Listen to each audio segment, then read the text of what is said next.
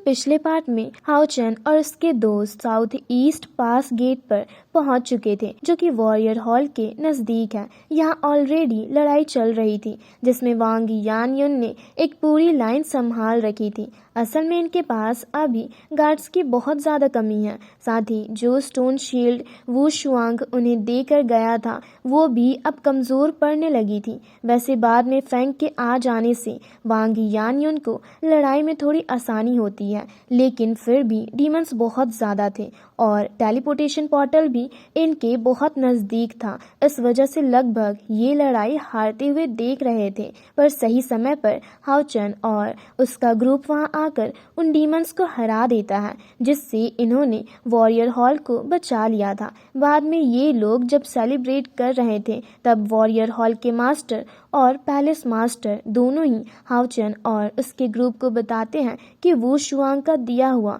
वो stone shield अब कमज़ोर पड़ चुका है, जिससे उन्हें फिर से ठीक करना है। इसके लिए उन्हें कुछ क्रिस्टल्स की ज़रूरत थी। अभी उन्हें आखिरी क्रिस्टल चाहिए, जो कि मिस्टीरियस लैंड का जाइंट्स नाम की जगह पर मिल सकता है, और वहाँ सिर्फ वही जा सकता है जिसे जाइंट स्पिरिट्स पहचानती हो, मतलब सिर्फ वांग यानयुन। हालांकि वांग यानयुन ने इस मिशन के लिए हाँ कर दी थी और अगले ही सीन में वो उस जगह के लिए भी निकल चुकी थी। वैसे अब इस पार्ट की शुरुआत में हम देखते हैं कि जहाँ अभी वो वॉर खत्म हुई थी, वहाँ पर सोल्जर्स उन डीमंस की बॉडी को साइड हटा रहे थे। यहाँ वो बात कर रहे थे कि वो शुआंग का दिया हुआ ये स्टोन शील्ड जब तक उनके पास तब तक डीमंस उन्हें नहीं हरा सकते। अगर उनके पास ये ट्रेजर नहीं होता तो अब तक वॉरियर हॉल कभी भी डीमंस के हाथों हार चुका होता। वैसे उसी दौरान वहाँ हम देखते हैं कि एक ग्रीन बॉल्स कुछ डीमंस की बॉडी में जा रही थी। ये डीमंस मरे हुए थे, लेकिन इस एनर्जी की वजह से अचानक ही वो उठकर खड़े हो जाते हैं और हमला करने लगते हैं। सभी सोल्जर्स ये चीज देखकर हैरान थे। हालांकि जैसे ही डीमंस की प्रेजेंस महसूस होती है, तो वो स्टोन शील्ड आर्टिफैक्ट अचानक से स्टार्ट हो जाता है और हमला करने लगता है। उसके हमले की वजह से जो डीमंस खड़े हुए थे वो फिर से मारे जाते हैं, लेकिन इनकी बॉडी से वही ग्रीन बॉल वापस बाहर निकलकर दूसरे डीमंस की बॉडी में चली जाती है और वो भी खड़े होकर हमला करने लगे थे। वैसे तभी सीन चेंज होकर यहाँ वांग यानयुन पर आता है, जो कि चलते हुए सीधा मिस्टीरियस लैंड्स ऑफ जाइंट्स नाम की उस जगह के बाहर पहुंच चुकी थी। सामने बहुत बड़ी पत्थर की दीवार थी और उसे नहीं पता था कि इसे कैसे पार करना है, लेकिन तभी वो साइड की दीवार पर एक होल देखती है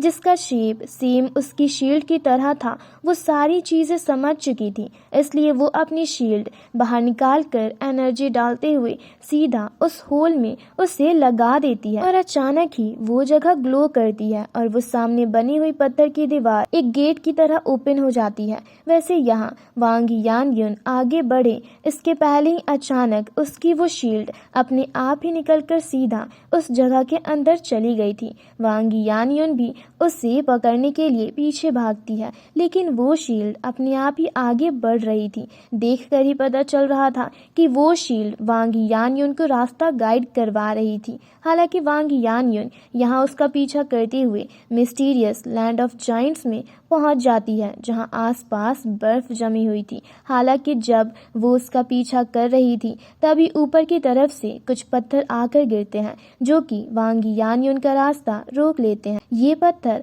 असल में वही पास बैठी एक मेटल जाइंट की वजह से गिरे थे, जो कि पत्थरों के पीछे था। वो यहाँ सामने आते हुए वांग यानयुन से कहता है कि आखिर तुम्हारी हिम्मत कैसे हुई? हमारे यहाँ पर नॉर्मल ह्यूमंस नहीं आ सकते, तुमने हमारे यहाँ के रूल को तोड़ा है। हालांकि वांग यानयुन कहती है कि वो जाइंट स्पिरिट गॉड्स की डिसेंडेंट है और यहाँ वो वॉरियर हॉल के लीडर की तरफ से 7th एम्प्टी सिल्वर क्रिस्टल की तलाश में आई है। हालांकि ये सुनकर वो मेटल जाइंट वांग यानयुन को पकड़ लेता है और हंसते हुए कहने लगता है कि तुम जैसी कमज़ोर जाइंट स्पिरिट गॉड्स की डिसेंडेंट हो सकती है। तुम्हें ख़त्म करने के लिए तो मुझे अपनी बॉडी को मूव करवाने की भी ज़रूरत नहीं। मैं थोड़ी सी ताकत लगाऊंगा और तुम यहीं मारी जाओगी। ये सुनकर वांग यानयुन भी हंसने लगी थी। वो यहाँ बोलती है कि अगर ऐसा है तो ठीक है, तुम कोशिश करके देख सकते हो। इतना कहते हुए वो अपनी एनर्जी रिलीज करती है, जिस वजह से मेटल जाइंट का हाथ अपने आप खुल गया था और वांग यानयुन उसकी पकड़ से बाहर आ गई थी। इसके बाद अब वो तुरंत ही वहां से हट जाती है, जो चीज़ देखकर वो मेटल जाइंट भी गुस्सा होते हुए खड़ा हो जाता है और कहता है कि लगता है तुम्हें सबक सिखाना ही होगा। वैसे अब वांग यानयुन यहाँ अपनी तलवार लेकर हमला कर रही थी, लेकिन उसकी तलवार से उस मेटल जाइंट को कोई फर्क नहीं पड़ता, क्योंकि मेटल जाइंट की बॉडी बहुत ज़्यादा हार्ड है। साथ ही यहाँ हम मेटल जाइंट की पीठ पर लगे क्रिस्टल को देखते हैं, जो कि उसे एनर्जी प्रोवाइड कर रहा था। उसी क्रिस्टल की एनर्जी को थोड़ा सा रिलीज करके यह मेटल जाइंट वांग यानयुन को पीछे हटा देता है। वांग यानयुन हैरान थी, क्योंकि उसकी तलवार उस मेटल जाइंट को बिल्कुल भी डैमेज नहीं पहुंचा पा रही थी। वैसे तभी मेटल जाइंट कहने लगता है कि मुझे यकीन नहीं होता, तुम जैसी कमज़ोर इंसान को हराने के लिए मुझे खड़ा होना पड़ा, लेकिन तुम ज़्यादा देर मेरे सामने खड़ी नहीं हो पाओगी। इतना कहते हुए वो आसपास के स्टोन्स को भी वांग यानयुन के आसपास घेर देता है, जिससे वांग यानयुन कैद हो चुकी थी और जिसके बाद अब वो उस स्टोन को हवा में उठाकर वह वांग यानयुन को खत्म करने वाला था। लेकिन तभी वांग यानयुन अपनी एनर्जी से उन स्टोन्स को डिस्ट्रॉय कर देती है। वैसे यहाँ वो फिर से उस मेटल नाइट पर हमला करे, इसके पहले ही मेटल नाइट अपने पीछे लगे उस क्रिस्टल से एनर्जी लेते हुए सीधा वांग यानयुन की तरफ छोड़ता है, जो कि सीधा वांग यानयुन को जाकर हिट करती है और वो जाकर नीचे गिर पड़ती है। इस चीज से उसे अच्छा खासा डैमेज पहुंचा था। अब इसकी वजह से वो यहाँ बहुत ही मुश्किल से खड़ी होती है। हालांकि इस चीज से वो ये समझ चुकी थी कि जो क्रिस्टल यहाँ मेटल जाइंट के पीछे लगा हुआ है वही उसके एनर्जी का सोर्स है। इसका मतलब अगर वो उस क्रिस्टल को डिस्ट्रॉय कर देती है तो इससे वो मेटल जाइंट भी हार जाएगा।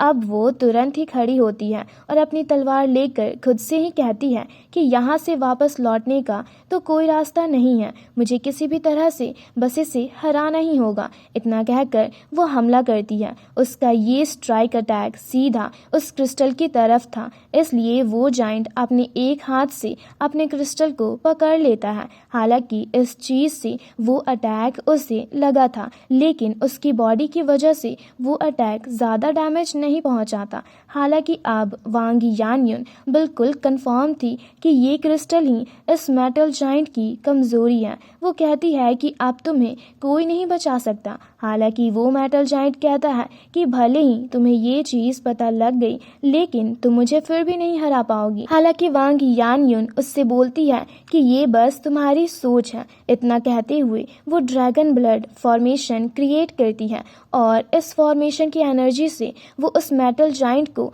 एक ही जगह पर रोक लेती है। मतलब वो अब अपनी जगह से नहीं हिल सकता था। यहाँ उसके पैर पूरी तरह से उस ऑरा से कनेक्ट थे, जो कि वांग यानयुन ने क्रिएट किया था। अभी मेटल जाइंट को ये समझ नहीं आ रहा था कि ये क्या चीज़ है। इतने में ही वांग यानयुन उसके पीछे आते हुए अपनी तलवार लेकर हमला कर देती है। साथ ही वो ड्रैगन स्पिरिट भी बाहर निकल कर आई थी। यह वांग युन का ये हमला सीधा जाकर उस क्रिस्टल से लगता है। वो क्रिस्टल भी मेटल जाइंट की बॉडी की तरह बहुत ज़्यादा हार्ड था, लेकिन इस बार वांग यानयुन का ये हमला भी कमज़ोर नहीं था, इसलिए वो उस क्रिस्टल को तोड़ देती है, जिसकी वजह से वहाँ एक एनर्जी फैलती है और वो मेटल जाइंट मारा जाता है। वांग यानयुन कहती है कि तुमने देख ली एक मामूली इंसान की पावर। खैर, अब मैं यहाँ से आगे बढ़ सकती हूँ। वैसे इसके बाद अब सीन चेंज होकर वापस यहाँ वॉरियर हॉल पर आ जाता है, जहाँ हम देखते हैं कि वो जो डीमंस अभी फिर से जाग उठे थे वो उन गार्ड्स से लड़ रहे थे। इस चीज की खबर वॉरियर हॉल तक पहुँच चुकी थी, इसलिए उन्होंने रीइंफोर्समेंट को भी भेज दिया है। रीइंफोर्समेंट के तौर पर यहाँ लिंजी ऑलरेडी ऑलरेडी पहुंच चुका था। वो जब अपने मैजिकल अटैक से उन डीमंस को खत्म करता है तो वो एनर्जी बाकी डेड बॉडीज में पहुंच जाती है और फिर वो दूसरे डीमंस खड़े होने लगते हैं। इधर जो गार्ड्स पहले डीमंस की बॉडी उठाने के लिए आए थे उनकी हालत खराब थी, लेकिन तभी जियाओ यू वहां आता है और अपनी एंजल बैलेंसिंग से उनकी एनर्जी को रिकवर करता है। साथ ही फेंग, हाओचन और कायर भी यहाँ पहुंच चुके थे। वो भी इन डीमंस को खत्म कर रहे थे। हाओचन की एंट्री के बाद हाओचन असुर स्लैश की मदद से कई सारे डीमंस को खत्म कर देता है, लेकिन उनके मरते ही वो एनर्जी बाकी डीमंस की बॉडी में जा रही थी। इसका मतलब इस तरह से वो इन्हें कभी नहीं हरा सकते। हाओचन कायर से कहता है कि हमें किसी भी तरह से ये चीज पता लगानी होगी कि आखिर ये एनर्जी है क्या और इसे कंट्रोल कौन कर रहा है, वरना हम इसी तरह से लड़ते रह जाएंगे और ये डीमंस कभी खत्म नहीं होंगे। वैसे तभी हाओचन को वो ग्रीन एनर्जी बॉल्स दिखती है जो कि किसी तरफ से आ रही थी और कुछ बॉल्स उसी डायरेक्शन में जा रही थी। वो तुरंत लिजैन और जियाओ यू से कहता है कि वो यहाँ की सिचुएशन संभाले, क्योंकि वो खुद कायर के साथ सीधा उस डायरेक्शन में जा रहा है पता लगाने कि ये किसका काम है, क्योंकि हाओचन को यहाँ बीच में ही किसी की इमेज भी दिखाई दी थी। उसे शक था कि शायद ये किसी डीमन गॉड का काम है। वैसे अब तभी सीन चेंज होता है और हम वहाँ वांग यानयुन को देखते हैं जो कि उस जगह से सीधा अपनी शील्ड को ढूंढते हुए एक दूसरी जगह पहुंच चुकी थी। ये जगह ऊपर की तरफ थी। यहाँ पहुंचकर वो देखती है कि उसकी शील्ड अभी चार्ज हो रही है। असल में सामने सर्कल में 6 अलग अलग सेल्स बने हुए थे जो कि वांग यानयुन की उस शील्ड से कनेक्टेड है और उसे एनर्जी प्रोवाइड कर रहे हैं, या फिर ऐसा कह लो कि वांग यानयुन की शील्ड की एनर्जी को खींच रहे हैं। अभी वांग यानयुन यहाँ जैसे ही पहुँचती है तो उससे यहाँ कोई भी दिखाई नहीं देता, लेकिन वो जानती है कि कोई उसे सुन रहा है। इसलिए वो कहती है कि यहाँ वो 7th एम्प्टी सिल्वर क्रिस्टल की तलाश में आई है। अगर कोई उसे सुन रहा है तो प्लीज वो उसे प्रोवाइड करे, क्योंकि उससे बहुत जल्दी है। हालांकि इतना कहते ही उससे एक आवाज सुनाई देती है जो कि उससे कहती है कि सबसे पहले तुम्हें अपने ब्लड के इनहेरिटेंस टेस्ट को पूरा करना होगा। उस आवाज के रुकते ही वहाँ सामने बीच सर्कल पर एक पिलर अपीयर होता है जहाँ वांग यानयुन को अपना ब्लड ड्रॉप करना था। वांग यानयुन तुरंत उस पर अपना ब्लड डालती है और फिर वो एनर्जी रिलीज होना शुरू हो जाती है, लेकिन अचानक ही वो एनर्जी रुक गई थी। वांग यानयुन इस चीज से हैरान थी। वो कहती है कि क्या इसने मेरे ब्लड को रिकॉग्नाइज नहीं किया, आखिर ये बंद क्यों हो गया। अभी वांग यानयुन को कुछ भी समझ नहीं आ रहा था, लेकिन इतने में ही उस जगह के आसपास एनर्जी एकदम से बहुत ही ज्यादा बढ़ने लगती है और सामने एक जाइंट स्पिरिट गॉड अपीयर होता है, जिसे देखते ही वांग यानयुन ने तुरंत घुटनों पर आकर उससे रिस्पेक्ट दे दी थी, जिससे कि कहीं वो गॉड गुस्सा ना हो जाए। बाद में वांग यानयुन उससे माफी मांगती है उससे इस तरह से डिस्टर्ब करने के लिए, लेकिन वो यहाँ 7th एम्प्टी सिल्वर क्रिस्टल की तलाश में आई है, इसलिए वो उस क्रिस्टल को ले जाना चाहती है। हालांकि ये सुनकर वो जाइंट स्पिरिट गॉड कहता है कि मैं वो क्रिस्टल तुम्हें क्यों दूं, तुम वैसे भी अपने ब्लड इनहेरिटेंस टेस्ट में फेल हो चुकी हो। वांग यानयुन कहती है कि पर ये शील्ड तो मुझे जानती है और इसने खुद ही मुझे एक्सेप्ट किया है, इसका मतलब मैं सच में जाइंट्स की डिसेंडेंट हूँ। और वैसे भी मैं यहाँ ये क्रिस्टल अपने लिए लेने के लिए नहीं आई हूँ, मुझे ये क्रिस्टल वॉरियर टेम्पल के लिए चाहिए, क्योंकि साउथ ईस्ट गेट पर डीमंस हमला कर रहे हैं। अगर मैं ये क्रिस्टल लेकर नहीं गई तो वो सरवाइव नहीं कर पाएंगे। हालांकि ये सुनकर वो जाइंट स्पिरिट गॉड कहने लगता है कि मुझे इस चीज से कोई फर्क नहीं पड़ता, ये तुम्हारी लड़ाई है, तुम्हें मुझे नींद से नहीं जगाना चाहिए था, मैं किसी भी कीमत पर तुम्हें वो क्रिस्टल नहीं देने वाला। ये सुनकर वांग यानयुन हंसने लगती है और कहती है अगर ऐसा है तो तुम में और उन डीमंस में फर्क ही क्या हुआ। इतना कहते हुए वो खड़ी होती है और अपनी एनर्जी से अपनी शील्ड को पकड़ते हुए उसे वापस नीचे खींच लेती है। ये देख वो जाइंट स्पिरिट गॉड कहने लगता है कि तुम मेरी डिसरिस्पेक्ट कर रही हो। हालांकि वांग यान्युन कहती है कि मुझे अब इस चीज से कोई फर्क नहीं पड़ता, मैं आपको पहले रिस्पेक्ट दे रही थी क्योंकि मुझे लगा कि आप इसके लायक हो, लेकिन अब मुझे ऐसा नहीं लगता, इसलिए मुझे चलना चाहिए क्योंकि भले ही मुझे वो क्रिस्टल ना मिले लेकिन मुझे उन लोगों की जान बचानी ही होगी जो मेरे भरोसे बैठे हुए हैं। इतना कहते हुए वांग यान्युन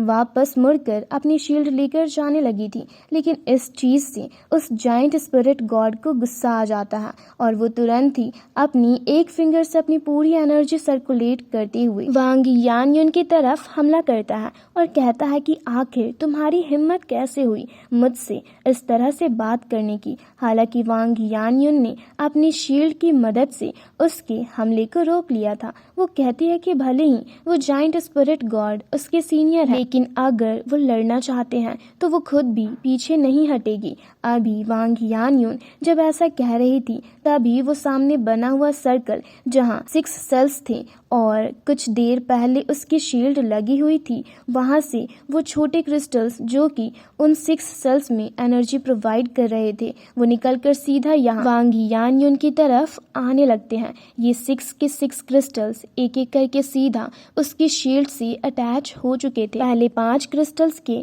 जाने तक उस जाइंट स्पिरिट गॉड ने बिल्कुल भी रिएक्ट नहीं किया था, लेकिन जैसे ही वो छठा क्रिस्टल वहां उस शील्ड में जाता है तो इस चीज से वो जाइंट स्पिरिट गॉड हैरान हो जाता है। वो कहता है कि अच्छा तो वो तुम ही हो, ऐसा उसने बिल्कुल अपने मन में कहा था, इसलिए वांग यान्युन को अभी भी कुछ नहीं पता। वो तो अपनी शील्ड से उसका हमला रोकते हुए शील्ड को हटाती है जिससे पीछे का बैरियर भी डिस्ट्रॉय हो चुका था। वो कहती है कि ह्यूमैनिटी के लिए वो कुछ भी कर सकती है और यहाँ तक कि अगर जाइंट स्पिरिट गॉड आगे भी उससे लड़ना चाहते हैं तो वो इस लड़ाई को खत्म करके ही वापस लौटेगी। हालांकि अचानक ही जाइंट स्पिरिट गॉड अपना हमला रोकते हुए कहने लगता है कि तुमने अपना टेस्ट पास कर लिया। और इतना कहते हुए वो उस रेड क्रिस्टल मतलब 7th एम्प्टी सिल्वर क्रिस्टल को सामने लाता है और वांग यान्युन को देते हुए कहता है कि लो अपने दोस्तों को बचा लो। असल में अभी तक वो सिर्फ वांग यान्युन का टेस्ट ले रहा था और उसने शुरुआत में ही इस तरह से बात इसलिए की जिससे कि वांग यान्युन उससे लड़े, क्योंकि जाइंट्स किसी से नहीं डरते हैं और जो गलत है वो हमेशा उसकी तरफ आवाज उठाते हैं। वांग यान्युन ने भी ऐसा करके खुद को जाइंट स्पिरिट गॉड का डिसेंडेंट साबित किया। इसी वजह से उन्होंने उसे वो 7th एम्प्टी सिल्वर क्रिस्टल दे दिया जिसका कलर भले ही रेड है। वैसे इसके बाद सीन चेंज होकर वापस यहाँ वॉरियर हॉल पर आता है जहाँ डीमंस जीतते हुए देख रहे थे, क्योंकि उन डीमंस को खत्म कर पाना लगभग नामुमकिन सा हो रहा था। यहाँ और ज्यादा डीमंस के आ जाने की वजह से अब वो स्टोन शील्ड टावर्स डिस्ट्रॉय होने लग जाते हैं। इनके पास टोटल 4 टावर्स हैं जिसमें से एक एक करके उन डीमंस ने 3 टावर को डिस्ट्रॉय कर दिया था। अभी चौथे टावर के आसपास जियाओ यू एक बहुत बड़ा बैरियर क्रिएट करता है, लेकिन कुछ ही देर में उस बैरियर को भी डीमंस ने डिस्ट्रॉय कर दिया था। अभी इन्हें समझ नहीं आ रहा था कि ये क्या करे। दूसरी तरफ वहाँ हाओ चेन और कायर भी अभी उस डीमन की तलाश में गए थे जो कि ये सब कर रहा है, लेकिन उन्हें भी कुछ दिख नहीं रहा था। तभी एक बर्ड डीमन उनके सामने आ जाता है जो कि पावरफुल था, लेकिन ये वो डीमन नहीं था जो कि उन ग्रीन बॉल्स को कंट्रोल कर रहा हो। हालांकि दूसरी तरफ जब बाकी डीमंस उस 4th पिलर की तरफ बढ़ रहे थे तभी वहाँ आसमान से बिजली गिरती है और वांग यान्युन की एंट्री होती है। उसके आते ही वो सभी डीमंस दूर फिका चुके थे। सभी गार्ड्स यहाँ खुश हो जाते हैं क्योंकि अब वो समझ चुके थे कि अब वो नहीं हारने वाले हैं। वैसे इस तरफ हाओ चेन और कायर मिलकर 2 पोर्टल्स ओपन करते हैं और डबल डायरेक्शन से सीधा उस फ्लाइंग डीमन पर हमला करते हैं, जिस वजह से वो फ्लाइंग डीमन नहीं बच पाता और मारा जाता है। इसके बाद हाओ चेन और कायर वापस लौटने लगे थे क्योंकि आगे और कोई डीमन नहीं था। पर वापस लौट जाने के बाद यहाँ हम नीचे पड़े एक डीमन को देखते हैं। यही वो डीमन था जिसने पहले भी मरने की एक्टिंग की और बाद में उन ग्रीन बॉल्स को रिलीज किया। हालांकि ये जैसे ही उठकर बैठता है तभी हाओ चेन और कायर वहाँ पीछे आकर इसे भी खत्म कर देते हैं। ये ग्रीन बॉल्स खुद अपने साथ लाया था और यही वो था जिसने उन्हें रिलीज करके बाकी डीमंस को जिंदा किया था। और अभी भी ये फिर से मरने की एक्टिंग कर रहा था, लेकिन अब ये भी मारा जा चुका है। इस तरफ हम देखते हैं कि वहाँ वांग यानयुन की एंट्री के बाद बाकी डीमंस भी हारने लगे थे। साथ ही वो उस रेड क्रिस्टल को अपने शील्ड से कंबाइन करती है और जाइंट स्पिरिट गॉड की स्पिरिट को वहां समन करती है। उनके आते ही उन्होंने अपनी एनर्जी बाकी गार्ड्स के साथ शेयर कर ली थी, जिससे उन गार्ड्स की भी पावर बढ़ जाती है और वो भी डीमंस पर भारी पड़ने लगते हैं। डीमंस ये चीज देखकर समझ चुके थे कि वो कुछ नहीं कर पाएंगे। साथ ही अब उनकी गिनती भी बहुत ज्यादा कम हो चुकी है। इसका मतलब वो हार गए और यही सोचते हुए वो तुरंत ही वहां से भागने लग जाते हैं। कुछ ही देर में वहां वॉरियर हॉल के मास्टर और पैलेस मास्टर भी आ चुके थे। वो अभी वांग यानयुन की एंट्री से बहुत ज्यादा खुश हैं, क्योंकि वांग यानयुन और उसके दोस्तों ने फिर से वॉरियर हॉल को बचा लिया है। हालांकि इसी के साथ ये पार्ट यहीं पर खत्म होता है। Thanks for watching.